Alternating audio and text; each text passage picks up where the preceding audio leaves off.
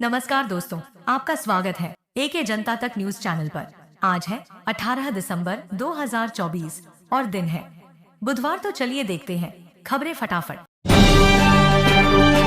MP के लिए खुशखबरी, मिली सौगात।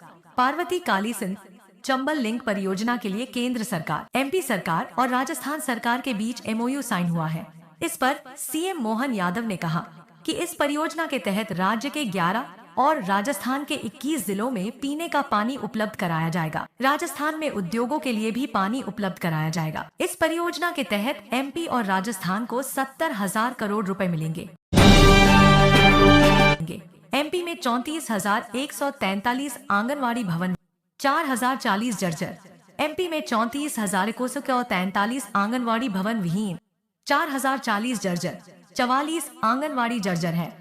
अकेले खंडवा विधानसभा क्षेत्र में ही 37 आंगनवाड़ियों में बाउंड्री वाल नहीं है। विधानसभा के शीतकालीन सत्र में महिला एवं विकास विभाग ने यह जानकारी दी है। जर्जर भवन वाली आंगनवाड़ियां अन्य भवनों में संचालित हो रही हैं। विधायक कंचन मुकेश तन्वे ने इस संबंध में सवाल पूछा था। अंतर्राष्ट्रीय वन मेले का शुभारंभ, 23 दिसंबर तक लगेगा मेला। भोपाल के लाल परेड मैदान में अंतर्राष्ट्रीय वन मेले का शुभारंभ किया जाएगा। वन मेला लघु वनोपज से महिला सशक्तिकरण पर आधारित होगा। वन मेला लघु वनोपज, औषधि पौधों, उत्पादों व अवसरों को प्रदर्शित करने के लिए इससे जुड़े संग्राहकों, उत्पादकों, व्यापारियों, उद्यमियों, वैज्ञानिकों, प्रशासकों और नीति निर्धारकों के बीच संवाद स्थापित करने के लिए इस दौरान तमाम कार्यक्रम होंगे। 23 दिसंबर को समापन होगा। निजी स्कूलों के लिए फीस वृद्धि पर नया नियम लागू, अलग से नहीं ले सकेंगे बस। राज्य सरकार प्रदेश के निजी स्कूलों को बड़ी राहत देने जा रही है। अब ऐसे स्कूल जिनकी किसी भी कक्षा के लिए वार्षिक फीस 25,000 रुपए से कम है, वे फीस नियंत्रण अधिनियम के दायरे में नहीं आए। यदि ऐसे स्कूल 15% से अधिक फीस वृद्धि करते हैं तो इसके लिए पहले जिला समिति से अनुमति लेनी होगी। ऐसा नहीं करने पर अधिनियम के प्राविधान के अनुसार कार्रवाई की जाएगी। हरदा फैक्ट्री ब्लास्ट, मृतक के परिजनों को मिलेगा 15-15 लाख मुआवजा। एमपी हाई कोर्ट ने हरदा फैक्ट्री ब्लास्ट में मरने वाले लोगों के परिजनों को 15-15 लाख रुपए मुआवजा देने का आदेश दिया है। बता दें कि 6 फरवरी 2024 को हरदा की पटाखा फैक्ट्री में जबरदस्त ब्लास्ट हुआ था। इस हादसे में 13 लोगों की मौत हो गई थी और 50 से अधिक लोग घायल हो गए थे। इसके अलावा करीब 60 मकानों को भी नुकसान पहुंचा था। कटोरा लेकर विधानसभा पहुंचे कांग्रेस विधायक। मध्य प्रदेश विधानसभा के शीतकालीन सत्र के दूसरे दिन कांग्रेस विधायक कटोरा लेकर विधानसभा पहुंचे।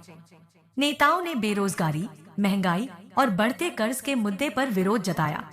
नेता प्रतिपक्ष उमंग सिंघार ने बीजेपी सरकार पर कर्ज लेने और प्रदेश की आर्थिक स्थिति खराब करने का आरोप लगाया। उन्होंने इसे कर्ज लेकर घी पीने वाली सरकार करार दिया। मनरेगा भुगतान के लिए एबीपीएस को अनिवार्य नहीं करने की सिफारिश। एक संसदीय समिति ने मनरेगा में भुगतान के लिए ग्रामीण विकास मंत्रालय के Aadhaar based payment bridge system ABPS को अनिवार्य नहीं करने की सिफारिश की है। ग्रामीण विकास और पंचायती राज संबंधी स्थायी समिति की यह रिपोर्ट मंगलवार को लोकसभा में प्रस्तुत की गई। समिति ने अपनी रिपोर्ट में कहा कि भुगतान के लिए वैकल्पिक तंत्र होना चाहिए ताकि मनरेगा का बुनियादी लक्ष्य विफल नहीं होने पाए। One nation one election bill, voting के दौरान अनुपस्थित सांसदों को भाजपा का नोटिस। लोकसभा में मंगलवार को one nation one election bill पेश कर दिया गया। बिल पर वोटिंग के दौरान भाजपा के कई सांसद सदन में मौजूद नहीं थे। अब पार्टी ने ऐसे सांसदों को नोटिस जारी करने का फैसला किया है। दरअसल लोकसभा में वन नेशन वन इलेक्शन से जुड़ा बिल पेश होने के बाद वोटिंग होनी थी। भाजपा ने 3 लाइन का व्हिप जारी कर अपने सांसदों को सदन में उपस्थित रहने को कहा था, लेकिन बावजूद इसके भाजपा के 20 से ज्यादा सांसद वोटिंग के दौरान उपस्थित नहीं थे। इंदौर के भिखारियों को भीख देने पर होगी कार्रवाई। इंदौर में कलेक्टर ने आदेश जारी किया है कि अब कोई भी अगर भिखारियों को भीख देगा तो उस पर भी कार्रवाई की जाएगी। दरअसल मोहन सरकार भिखारी मुक्त प्रदेश बनाने के लिए अभियान चला रही है। इंदौर महिला एवं बाल विकास विभाग की टीम ने 323 भिखारियों को पकड़कर उज्जैन के सेवाधाम आश्रम भेजा है। इसी कड़ी में कई भिखारी प्लॉट, मकान और जमीनों के मालिक निकले हैं। 5 महीने में एमपी में बढ़ गए 33,186 बेरोजगार। एमपी में 5 महीने में 33,186 बेरोजगार बढ़ गए हैं। यह खुलासा सरकार के जारी आंकड़ों में हुआ है। मई 2024 में सरकार ने बेरोजगारों की संख्या 25,62,759 बताई थी। तब प्रदेश में 7,68,859 बेरोजगार घटे थे। अब विधानसभा के शीतकालीन सत्र में बेरोजगारों की नई संख्या 26,17,00,000 बताई गई है, यानी 35,186 बेरोजगार बढ़ गए हैं। इस साल महाकाल मंदिर में 165 करोड़ का मिला चढ़ावा। उज्जैन में महाकाल के दरबार में भक्तों ने दिल खोलकर चढ़ावा चढ़ाया है। इस साल अब तक मंदिर को 1 अरब चढ़ावा चढ़ाया है। 65 करोड़ से अधिक का दान मिला है। हालांकि यह अब भी और बढ़ेगा, क्योंकि साल के अंतिम में भक्तों की संख्या दोगुनी हो जाती है।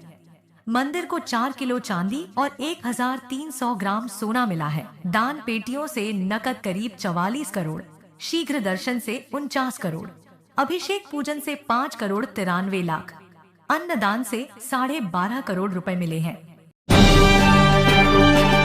मध्य प्रदेश में टूटा 58 साल का रिकॉर्ड।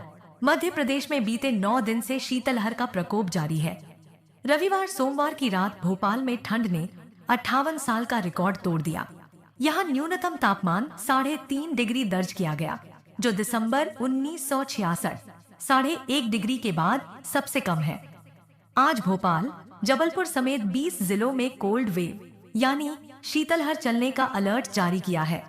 कड़ाके की ठंड की वजह से भोपाल, इंदौर, ग्वालियर समेत कई जिलों में स्कूलों की टाइमिंग बदल दी गई है। मोहन सरकार ने हवाई यात्रा पर खर्च किए 32,85,085 करोड़। एमपी में मोहन सरकार के कार्यकाल का 1 साल पूरा हो गया है। इस दौरान सरकार ने अब तक 32 करोड़ 85 लाख रुपए से अधिक की रकम सिर्फ हवाई यात्रा पर खर्च किए हैं। इन यात्राओं में औसत 9.25 लाख रुपए प्रतिदिन खर्च हुए हैं और एक दिन में 2 यात्रा हुई है।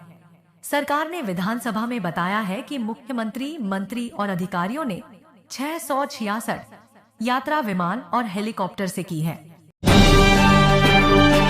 भोपाल में कमर्शियल टैक्स वसूली पर रोक।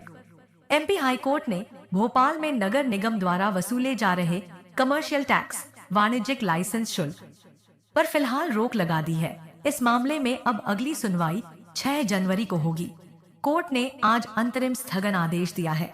इसका मतलब है कि यदि संपत्ति का मालिक वाणिज्यिक लाइसेंस शुल्क का भुगतान नहीं कर रहा है, तो नगर निगम ऐसी फीस का भुगतान करने के लिए दबाव नहीं डाल सकता है। यह आदेश 6 जनवरी 2025 तक के लिए है।